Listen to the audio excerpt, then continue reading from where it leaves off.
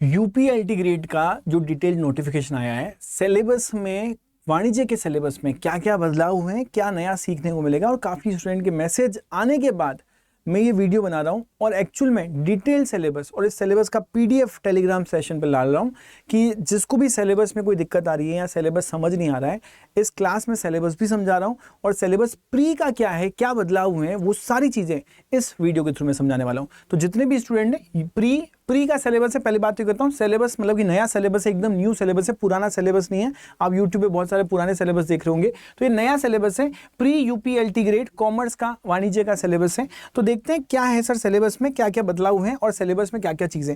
ये पूरा का पूरा सिलेबस आपको विजिबल है। तो मैंने सिलेबस को बहुत अच्छे से बनाया है अपने स्टूडेंट्स के लिए।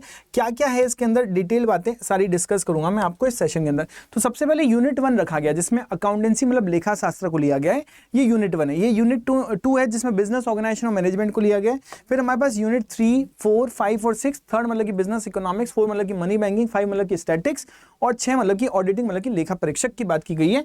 तो ये सारे यूनिट है। अब इसको डिटेल में एक्सप्लेन करते हैं कि सिलेबस है क्या बदलाव है, पिछली बार क्या नहीं था, इस बार क्या हो गया। तो हमें तो इस बार का ध्यान रखना है क्योंकि वैकेंसी इस बार हम भर रहे हैं। तो 2018 तो 7 साल पुराना हो गया। तो पहली बात तो इस सिलेबस को जब कराया जाएगा, हमारी क्लासेस स्टार्ट हो चुकी है, पेड बैचेस 1 दिन हुआ है, कल से स्टार्ट हो जाएगी। तो उस सिलेबस के अंदर आपको डिटेल सारी चीजें कराई जाएगी, ठीक है। 0 से स्टार्ट किया जाएगा। जिसने काफी टाइम बाद स्टडी की है उसके लिए भी ये पर्टिकुलर चीज समझ में आ जाएगी।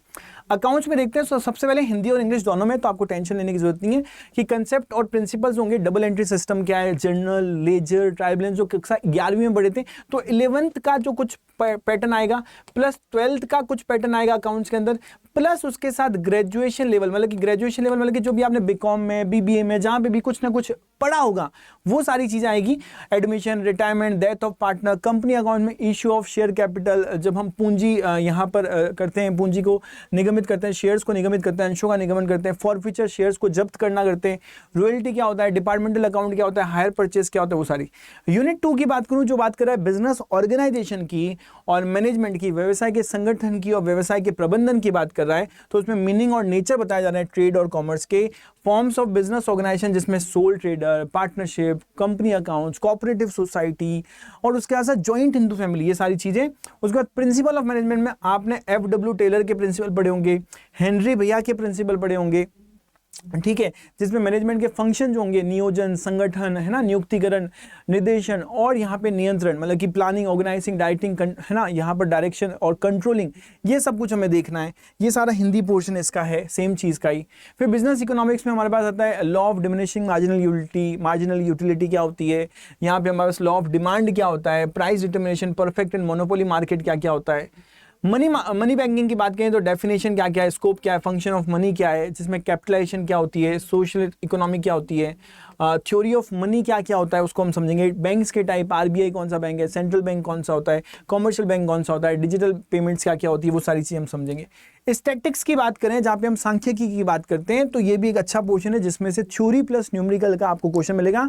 फॉर्मूला बेस्ड क्वेश्चन आपको यहाँ से ज़्यादा मिलने वाले हैं। तो उसकी बात करें तो है ना, क्लासिफिकेशन की बात करते हैं, कलेक्शन ऑफ डेटा की बात करते हैं, सबसे इंपॉर्टेंट सेंट्रल टेंडेंसी जिसमें मीन, मोड, मीडियन की बात करते हैं, और मेजर ऑफ डिस्पर्शन जो कि बहुत इंपॉर्टेंट टॉपिक रहेगा उसकी हम बात करेंगे। ऑडिटिंग की हम बात करें तो यहाँ पे आएगा डेफिनेशन, जहाँ पे हमारे पास importance, meaning, types, vouching, types of vouching क्या है, इंपोर्टेंस क्या है वाउचिंग की, प्राइमरी बुक्स कौन कौन सी होती है, वो सारी चीज़ें यहाँ पे आएगी। तो आपने देखा, अब अगर आपके माइंड में है ना थोड़ा सा संशय होगा कि सर ये जो पर्टिकुलर सिलेबस है इसमें थ्योरी कहाँ से आएगा, प्रैक्टिकल कहाँ से आएगा, न्यूमेरिकल कहाँ से आएगा, कितना क्वेश्चन बनेगा, तो मैं आपको बता दूं पहली बात तो यहाँ से हमारे पास प्रैक्टिकल आने वाला है। फर्स्ट वाले से ज़्यादा मैक्सिमम आपसे प्रैक्टिकल क्वेश्चन पूछे जाएंगे। यहाँ तो मिलेगा ही मिलेगा, थ्योरी भी मिल सकती है बट ज़्यादा आपको प्रैक्टिकल मिलेगा। यहाँ से आपको थ्योरी मिलने वाली है सेकेंड यूनिट से, तो सेकेंड यूनिट से थ्योरी मिलेगी। थर्ड यूनिट की बात करें तो बिजनेस इकोनॉमिक्स से यहाँ पे आपको प्रैक्टिकल प्लस थ्योरी के क्वेश्चन मिल जाएंगे, कुछ प्रैक्टिकल प्लस थ्योरी, मतलब क्योंकि जो थ्योरी के क्वेश्चन होते हैं इकोनॉमिक्स के, मैं उनको थ्योरी मानता हूँ, मतलब प्रैक्टिकल मानता हूँ। मनी बैंकिंग से पूरा थ्योरी मिलेगा और कंसेप्ट बेस्ड क्वेश्चन होंगे, मतलब कि कंसेप्ट समझ लिया, डेटा रट लिया तो वो आ जाएगा आपकी क्लास में। स्टैटिक्स में आपको प्रैक्टिकल क्वेश्चन मिलेंगे प्रैक्टिकल क्वेश्चन मिलेंगे, और ऑडिटिंग में आपका सिर्फ थ्योरी वाला पार्ट ही आपके कोर्स में, प्रैक्टिकल वाला पार्ट आपके कोर्स में है ही नहीं।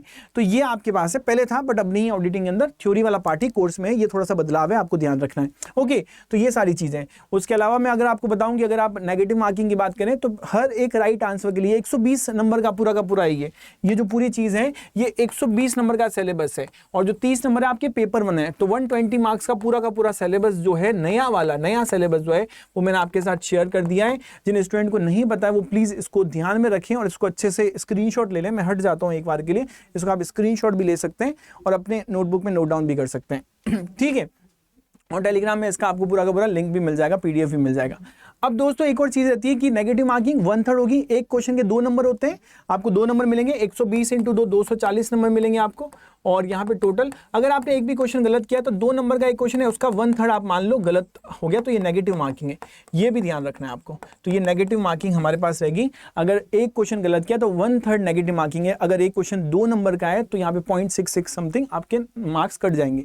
ओके गाइस, तो आई होप ये इन्फॉर्मेशन आपको है ना अच्छी लगी होगी, जिसमें आपने सारी इन्फॉर्मेशन सिलेबस के लिए लिए। अगर आपको यूपीएलटी ग्रेड कॉमर्स का बैच ज्वाइन करना है तो एक सिंपल सा तरीका है जो कि हम स्टार्ट कर चुके हैं बैच। यहां पे आप जाएंगे, अड्डा 24/7 सर्च करना है, फर्स्ट टैब आपको ओपन करेगा, और ओपन करने के बाद ऑल कोर्सेज में जाकर यहां पे टीचिंग में जाना है। टीचिंग में जैसे ही आप जाते हैं तो यूपीएलटी ग्रेड पे क्लिक करना है, जिसमें हमने व्यू ऑल पे जाना है। ये व्यू ऑल दिख रहा है, इस व्यू ऑल पे जाना है, और यहां पे हमारे पास कॉमर्स का जो बैच है ये दिख गया आपको, ये दिखा, इसको बाय करेंगे, इस पे क्लिक करेंगे और आपको बाय नाउ पे क्लिक करना है। बाय नाउ पे आप जैसे ही क्लिक करते हैं तो आपको एक कूपन कोड यूज करना होगा, जिससे आपको 6 से 7 हज़ार का डिस्काउंट मिलेगा। Y995 को यूज करना है। जैसे आप ये Y995 लगाओगे, अप्लाई करोगे, आपको 6300 का डिस्काउंट यहाँ मिल जाएगा, और आप इस 1600 के अंदर आपको पूरा यूपीएलटी ग्रेड प्री का बैच मिल जाएगा, जिसमें 0 लेवल से तैयारी करेगी। जो बच्चा कह रहा है कि मैंने 7-8 साल से तैयारी छोड़ दी है, उनके लिए भी बहुत बड़ा और अच्छा डिसीजन होने वाला है ये बैच ज्वाइन करना। ओके गाइस, मिलते हैं सेशन के अंदर पेड बैचेस में। Till then what you have to do, you just need to take care of yourself, take care of parents. Till then रुकना नहीं है, थकना नहीं है, कुछ भी हो जाए जिंदगी में हर वक्त हर घड़ी में आगे जरूर बढ़ना है, कुछ नया जरूर सीखना है। मिलते हैं सेशन में, थैंक यू।